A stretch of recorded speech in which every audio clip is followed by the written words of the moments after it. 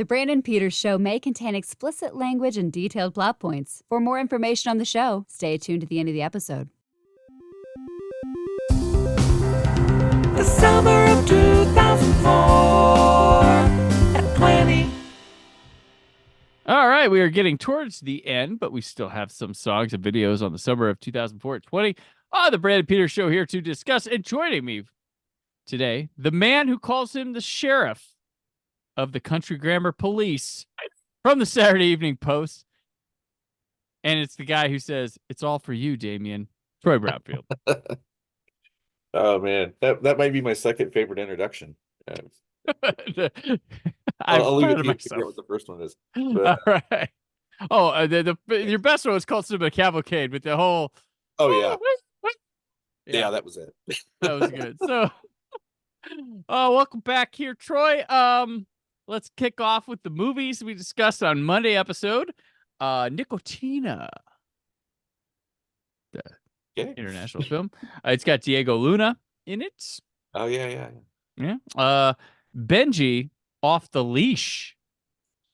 Never saw that one. Never saw that. Without a Paddle. I think I did catch that on HBO late one night. It had one as of this recording, I haven't watched it again for the recording to talk about it. I remember there was one funny scene that I liked where Seth Green was pulling into work listening to Clay Aiken's Invisible. I thought it was funny. All right. And so the major movie coming out this week was Exorcist: The Beginning. Avoided that, actually. Did you see it? I saw it. I've seen both versions because this one famously was made by Paul Schrader, turned in, and they said, "Woo, no, Rennie Harlan, go take the cast and entirely remake this movie." And the Paul Schrader one, while not great, is a better movie that kind of understands what The Exorcist is. And the Rennie Harlan one is jumps and boos and lightning and I'm a scary ghost. That's what his is. But did either one of them have a crowdsourced, non-denominational exorcism? No. Yeah. Non-exorcism, I should say. Which I'm saying, crazy enough, both versions of this movie, not the worst Exorcist movie. That's right. And I like to think now that Exorcist 2 is not the worst Exorcist movie. It was kind of funny going into the Believer when I was telling Kyle about how crappy Exorcist 2 is, and wow, damn. Believer, but what's interesting is Believer has a pretty solid first half, and the wheels, the transmission, the bumper, the paint job, everything comes off that car. And and it's trying so hard to be it's so weird. I don't even know what it wanted to be. It's just okay, it gets stale and boring by, I don't know what it wants to say. It was this is going to be a trilogy or what is this? It's really bad. I think just David Gordon Green was out of gas when he made it. He just comes off making 3 Halloweens right into this. And maybe the material doesn't work, but he's just out of gas. But now we get Mike Flanagan that's going to do the next 2. So that makes me look forward to them. Yeah. Where I was just oh, we got 2 more of these. Now I'm oh, we have 2 more of these. It was about the only thing that could get me interested. Yeah. Really, that was it. Oh, wow. Okay. And the guy, he's batting pretty strong for me. Yeah. If they just figure out a way to also kill Bev Keane again in this one, I'll be even happy. Yes. Oh, so Exorcist Beginning, which they this is the theatrical, and then a couple years later they released Dominion, a prequel to The Exorcist, which is the Paul Schrader one, which both Stellan Skarsgård and oh gosh, I can't remember her name from Goldeneye. Isabella Scoruppo. Yep, that was it. Yeah. So it's a Father Merrin movie. It's funny with these Exorcist things, they always pick one character to let's focus on them this time. The second one, obviously, you're hey, let's get Linda Blair back. The third one, they were well, we got Jason Miller back. the fourth in this one, they're like, well, Well, the third Father also Man. has George C. Scott playing Kinderman Yes, because he plays Kinderman, and then there's the priest from the first. Yeah, the different actors playing them now. right, because he had passed. And Which the third one, if you have never seen it, it is just as good as everybody says. It is so good. I've actually it's now if you get the Scream Factory edition, you can watch the original cut of it where it has a lot more Brad Dourif and Jason Miller's not in the movie. Because that was added later. yeah, And it's a interesting movie. It's Legion is what that one is called. yeah, it was based on the book. It's Yeah, Vladdy's actual sequel. yeah, yeah. Also, So Patrick Ewing. yeah, Patrick Ewing. Yeah, that's true. And he sits. Like, I didn't recognize him because he's not traveling. So so yeah. All right. Well, let's move on to the guy who was like dominating the rap game in like I think in the pop sense of it.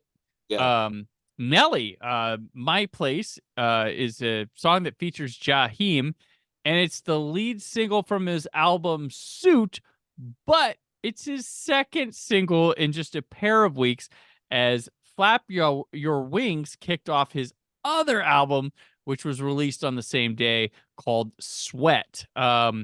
One album was the upbeat dance album, and the other was the slower R&B ballads type album because Nelly was excelling in both fields.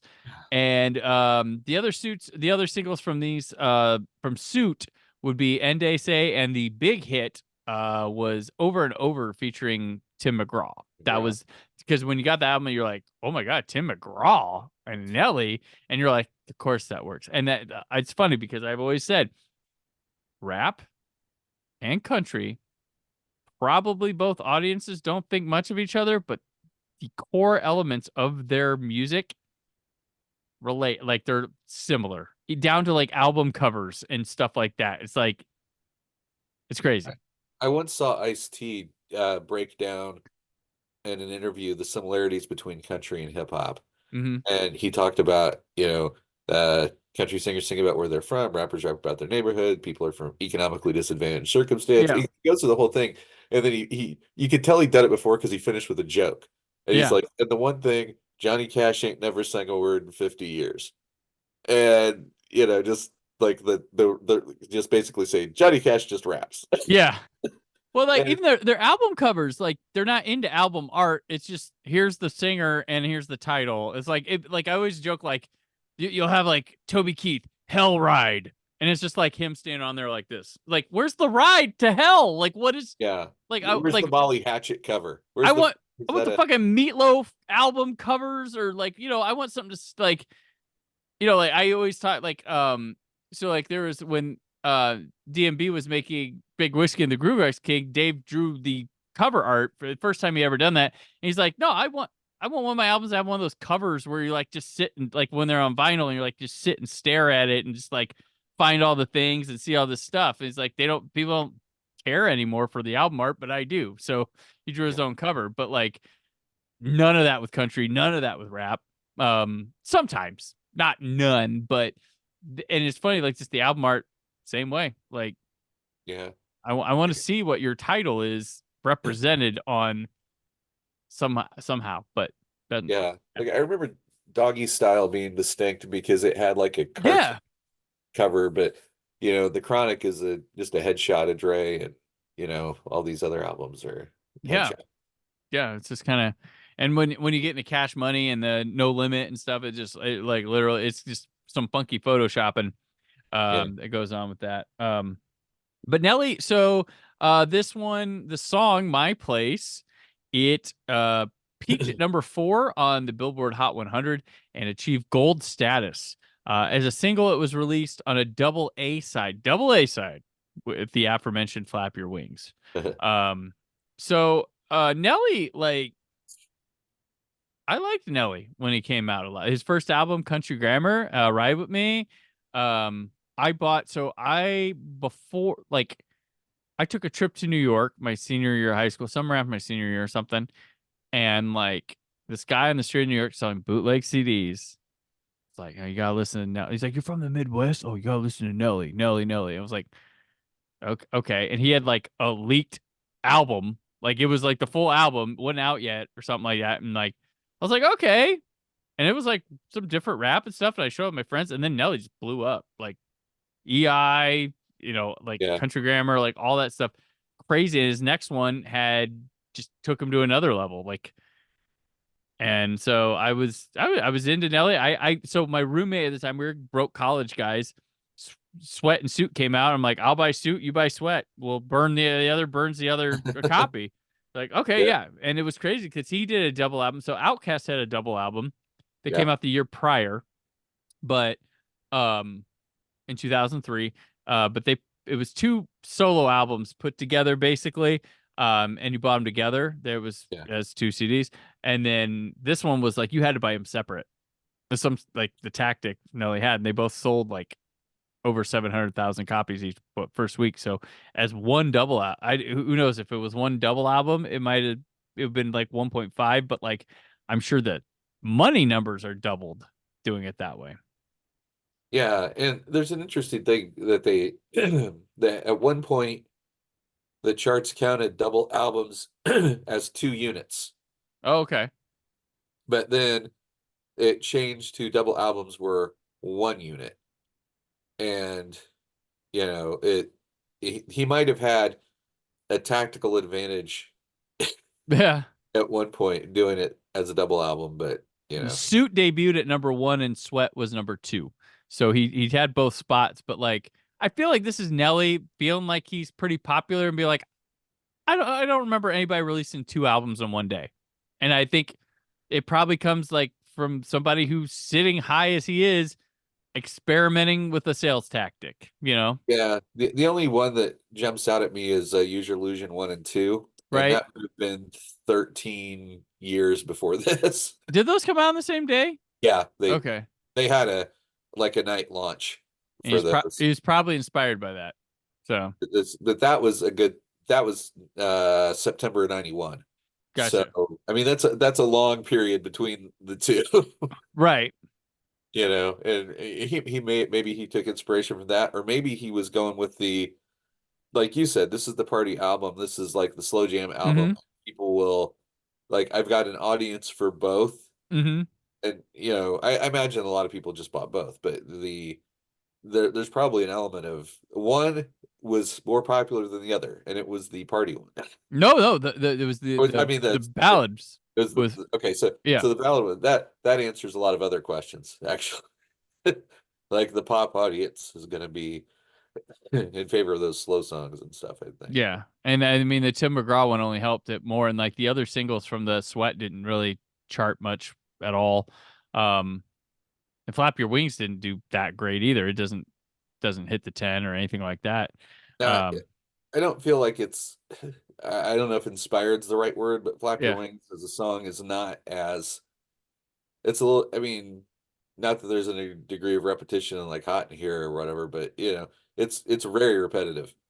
It feels like it's a couple sessions away from being done. Yeah. It's Like it's like we could probably do some more with this beat. Like we could probably, yeah. Yeah, and this is as good a place as any when mentioning country grammar to say, man, the hook from that is from a Honeycombs commercial. Yeah. Honeycomb cereal. That's not talked about enough. That's true. That's true. And Nelly had his group, too, with Murphy Lee and stuff. What were they? St. Lunatics, because Nelly Yes. came from St. Louis. Yes. And that was different. A lot of guys at this time were coming from Atlanta or the dirty South, and then Yep. the Midwest got represented. And I think Nelly was the beginning and end of that. Was there anybody else from the Midwest? Was Twista Midwest? Maybe. Then there's the whole Detroit unit. Oh as yeah, well. D12. Yeah. So yeah, I forgot that. Literally coming the same summer they had their final album. D12 did on the hit My Band, which we already talked about on this series. Well, yeah, and Nelly's kind of interesting too because he was kind of straddling camps. Like he could do stuff that was, very poppy and mhm. very radio friendly. He could do stuff that was not. But he would also do stuff like he sponsored contests where he'd show up and play at schools. Oh, okay. like if they raised money and shit like that. So it's like he was really kind of an interesting dude. He was doing all kinds of stuff that was kind of geared toward spreading Nelliness. Yeah, he was approachable, and he felt like, you could see him like in something very adult, and then you could see him on Nickelodeon. Like Yeah, he had a range of his popularity, but he never felt like hard or like like a lot of them were trying. Like with Nelly, seemed like he was having fun. Like he didn't look yeah, like someone who could beat you up. He didn't look, like, and his music was erred on the side of silly, is what it did. And his or no, sorry, his Saint Lunatics also were kind of silly. So that was like they were kind of like jokesters in comparison to the others. And even while D12 is a silly group, they look like they'd be they might get mad at some point. yeah. Well, I too think that aside from the videos, which we'll Hmm. talk about, I feel like kind of Nelly's artistic high point was probably Just a Dream, Hmm. uh, which I think might today be best known as being used in Pitch Perfect for one of the matches. Yeah. But I mean, it was a massive hit, but I felt like he was really kind of expanding the bounds of what like a pop hip hop song could Hmm. be, because he was Yeah. both rapping and singing in it, and Hmm. it was a different kind of tune. It was very good. I don't remember him doing anything that kind of hit that high after that. Maybe I'm wrong, but it feels like Well, that might have been apex of sorts. yeah, he's now like, I mean, pop culture wise, he's showing up on like those nostalgia tours. So it's kind of where Yeah. he's been. I think Yeah. he toured with New Kids on the Block or Backstreet Boys recently or something like that. Yeah, that's right. That's right. Because he was through Indy in June.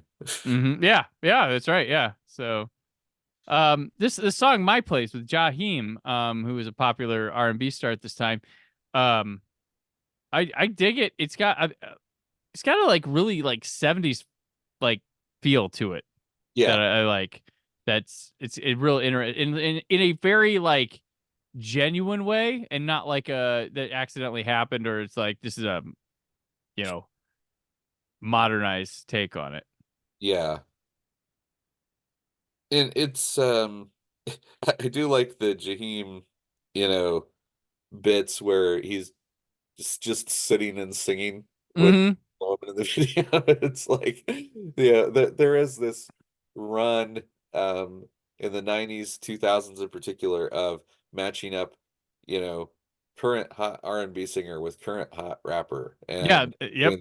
which Nelly does successfully more than once, because Dilemma with Yeah. Roland, and he kind of has an affinity for it, but Well, like I had the joke that every record studio had R. Kelly or Ludacris sitting in the lobby waiting to drop a chorus or a verse for some yeah, guest spot. Like, because those two were on everything yeah. uh during the 2000s. And I couldn't think of it, so I had to look it up, because I was drawing a blank. I knew it had that the song is built on kind of three samples, because you mentioned it's a LaBelle song, a DeBarge song, and a Teddy Pendergrass song, but Makes sense. they're all kind of Frankensteined into you know this kind of funk soul Hmm. mixture, but it's strong foundational stuff. I mean, you're thinking of like the predecessor of like slow jam R&B. Teddy Pendergrass is that pocket, Yeah. and the Barge is very much in the pop R&B kind of thing, and the LaBelle, of course, disco, Right. etc. It's all the layers make sense. And you know what helps with Nelly that I think he has differently, like, than other rappers, is he kind of like raps in a key, or like kind of it's singy rap rather than just Yeah, doing the beat. So like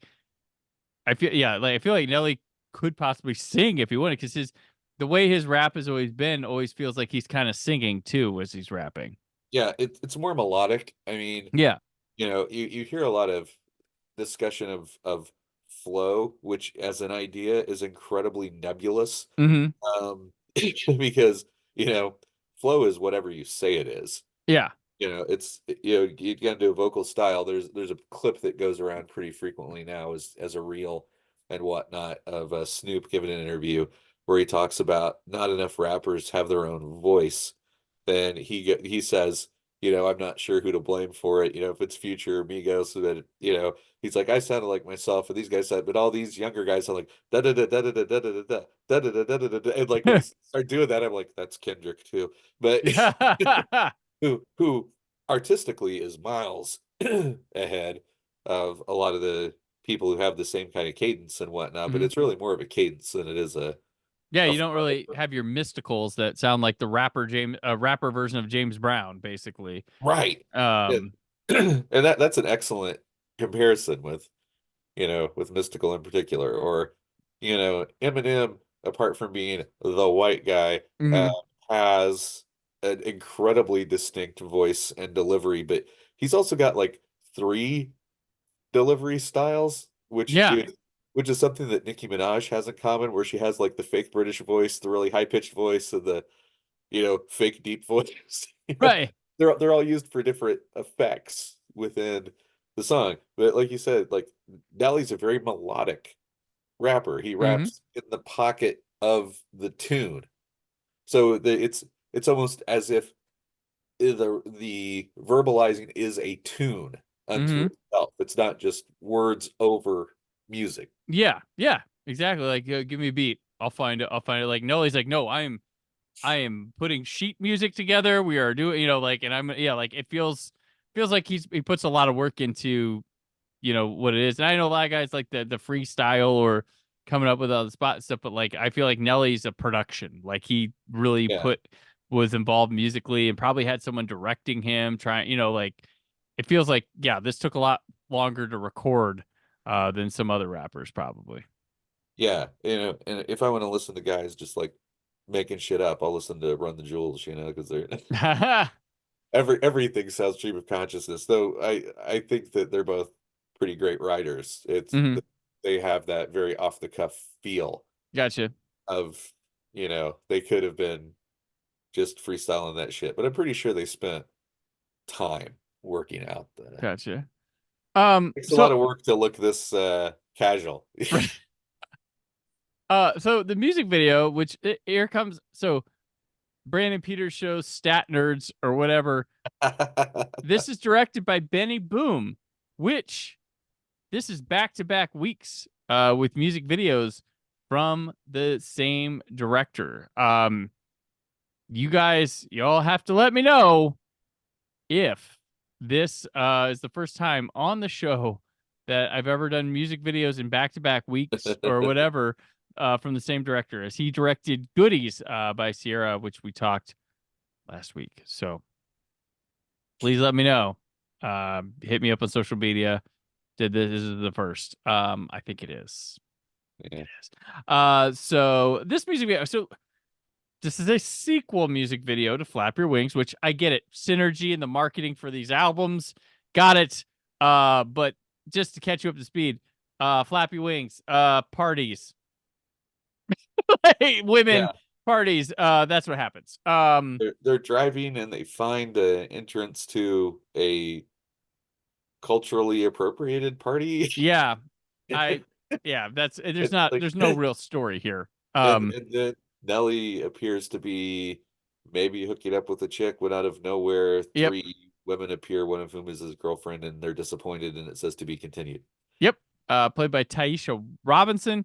And then so they catch Nelly up on a hill with the girl, like Troy said. Nelly tries to explain, but his girlfriend's reluctant.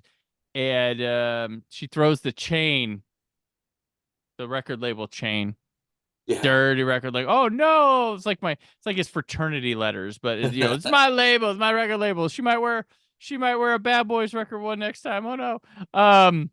So he tries to get in touch with her, sends presents, texts. She's just ignoring him. He keeps trying to get back or talk, and he, like, she's just not about it. And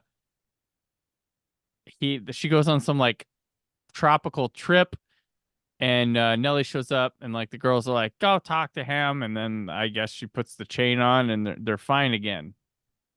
And And everyone's wearing while white. Jaheim sits in the background watching the whole thing and Yeah, singing once in a while. and everyone's wearing white. Everyone's wearing white. So, what's your thoughts on this music video, Troy? Well, it was kind of funny because when you first mentioned um me taking on, we did Vindicated, Mm-hmm. Dashboard Confessional, but when you mentioned this one, I really had to strain to think about what the video was. Yeah, I didn't remember I this have no video. memory of that video. And I'm like, oh, and part of it's because it's very not memorable. Right. Unfortunately, for a song that is just fine, um, they didn't do a whole lot. I don't know if it was, I don't know if the word I want to use is folly, but the idea of like releasing two albums together and two videos together and trying to connect them and all that, Mm-hmm. it just, neither one of them really lands. No, they're So not. I just don't think it's like a great representation. I think that if you ask people, and I mean, your mileage may vary as to what Nelly songs people know, but if you ask, great Nelly video, they're gonna say Hot in Here. Yeah, Hot in And Here, Dilemma, EI, like Country Grammar, yeah, right?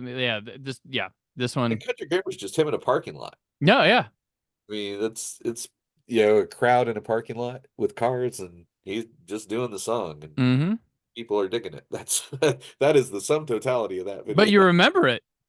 Yeah. Yeah. Yeah. So this one, like, I'm watching,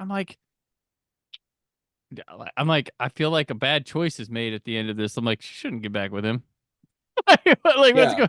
And he's like, force, and it feels like that girl who just like, well, this is my life. I'm stuck with the high school quarterback. I guess I'll take your letter jacket again. Stuck with Okay. Nelly. Okay. Like, and he's like, I'm like, you don't come off as likable to me in this. Like, I don't feel sorry. I don't feel sorry for him. Quit stalking. Quit forcing yourself at this woman.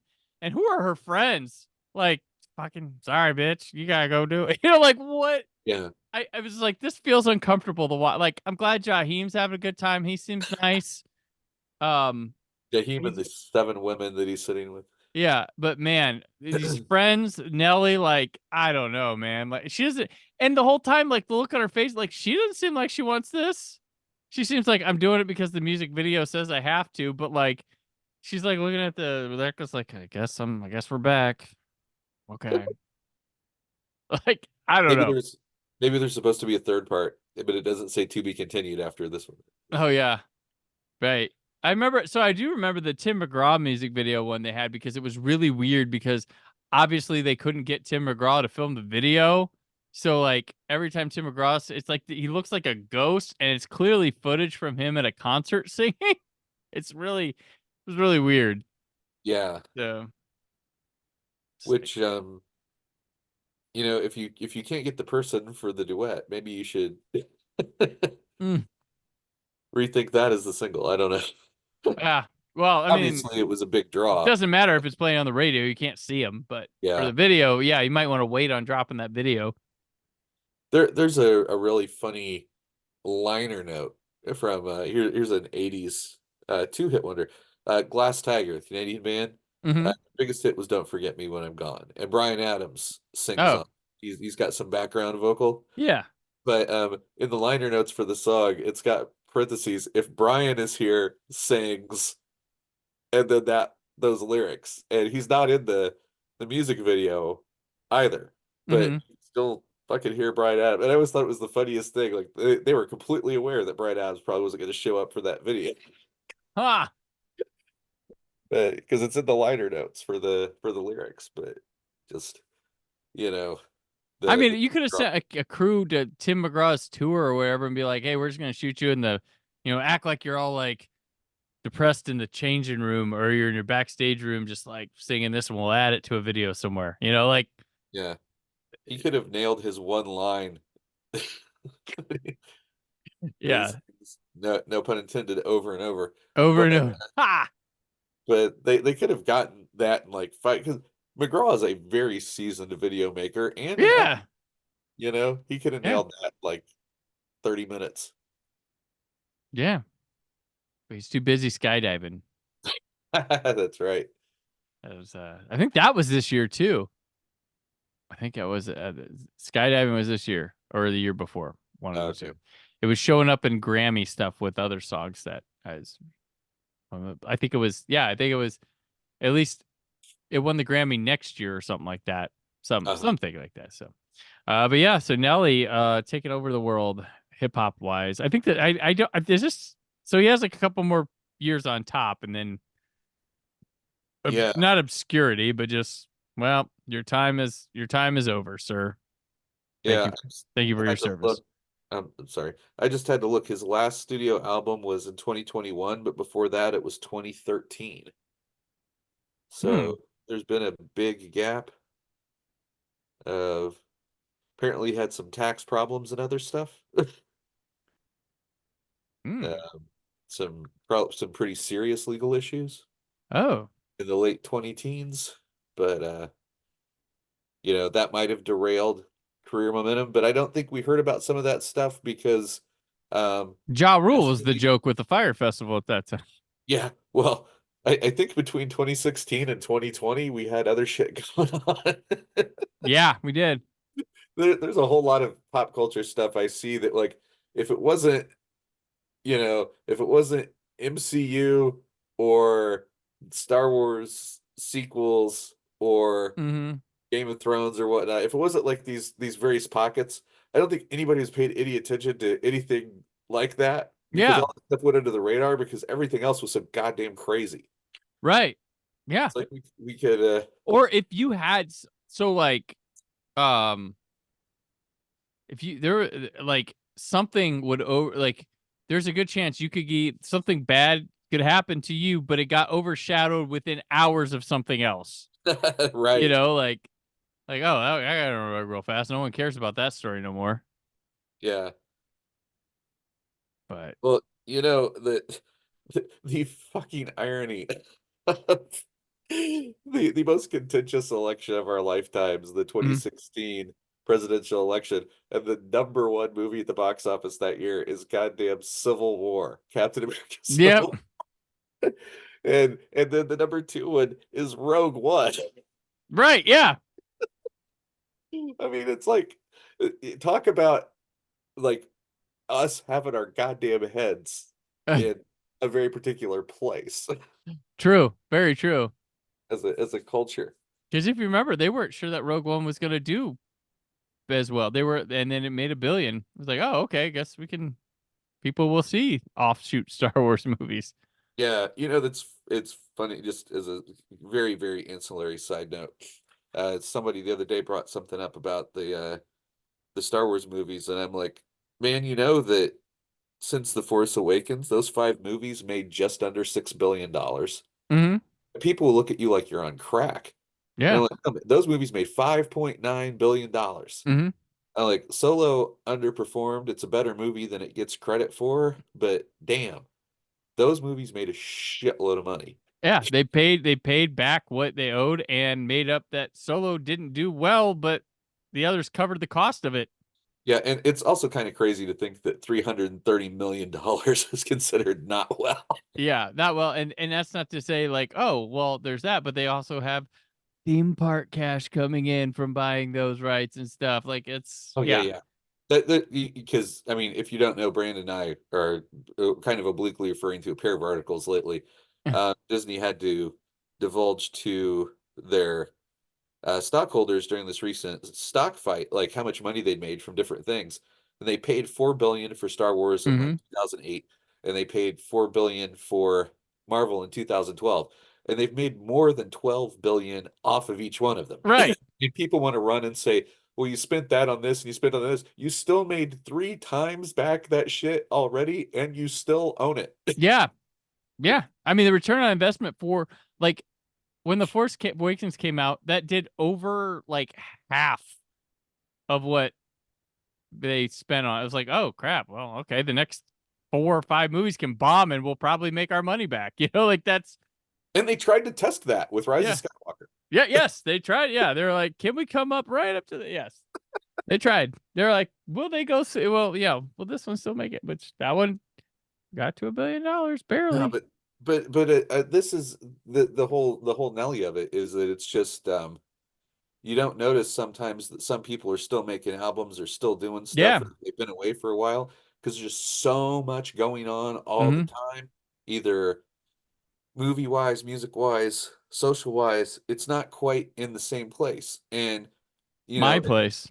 yeah, in the day when these were on MTV, Hmm. MTV was still a functional video delivery system in 2004.